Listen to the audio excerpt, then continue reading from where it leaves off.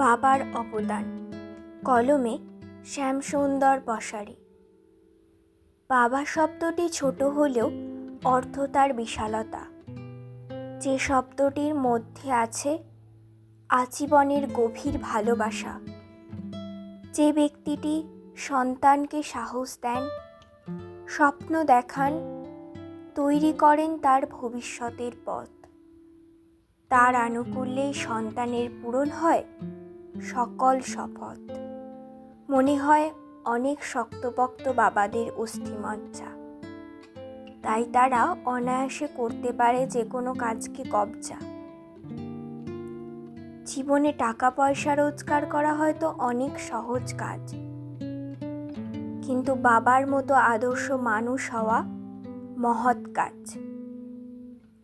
বাবা যেন এক বিশাল বটবৃক্ষ, যে সংসারে ছায়াদান করেন, ফল দেন, কিন্তু নিজের সুখ স্বাচ্ছন্দ্যের ব্যাপারে নির্বিকার। অথচ এই বটবৃক্ষের তলে সুখে বাঁচে গোটা সংসার। আমি কোনো বাবাকে দেখিনি সন্তানের থেকে দামি জামা কাপড় পরিধান করতে বা কোনো দামি জুতো পরতে। আমি এটাও দেখিনি সন্তানকে না দিয়ে কোনো ভালো জিনিস খেতে। বাবাকে কখনো কাঁদতে দেখিনি, ঘামতে দেখেছি। নিজের সুখের কথা না ভেবে সন্তানের সুখের কথা ভাবতে দেখেছি। হিমালয় পাহাড় যেমন করে এগিয়ে আসে আমাদের রক্ষা করতে উত্তরে বাতাস থেকে, সেরকম একজন বাবাই পারে সন্তানের দুঃসময় বা ব্যর্থতা এলে তা সামাল দিতে।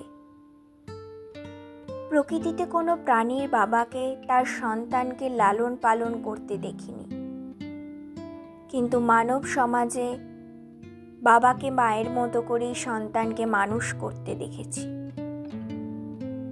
আমি এমন অনেক বাবাকে দেখেছি কোনো ভোজের অনুষ্ঠানে সন্তানের নিমন্ত্রণ না হলে সেই বাবাকে নিমন্ত্রণে অংশগ্রহণ না করতে। অথচ এমন অনেক সন্তানকে দেখেছি এরকমই বাবাকেই বয়সকালে বৃদ্ধাশ্রম পাঠাতে। বাবা নিজেকে নিঃশেষ করে সন্তানের চলার পথ মসৃণ করে তোলে।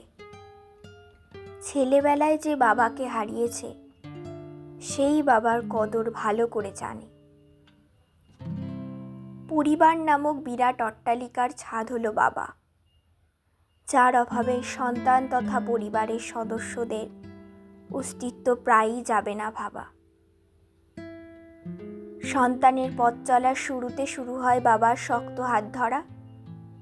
যতক্ষণ না ছেলে প্রতিষ্ঠিত হচ্ছে এ হাত যাবে না ছাড়া। আবার অনেক কুসন্তানের হাত ধরেই শেষ বয়সে নিজের অনিচ্ছায় তাকে যেতে হয় বৃদ্ধাশ্রমে।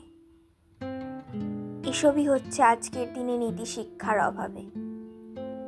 এসো আজ তাই আমরা স্মরণ করি সেই অমোঘ বাণী, পিতা স্বর্গ পিতা ধর্ম পিতা হি পরমং তপ, পিতরি প্রীতিমা পণ্যে প্রিয়ন্তে সর্বদেবতা।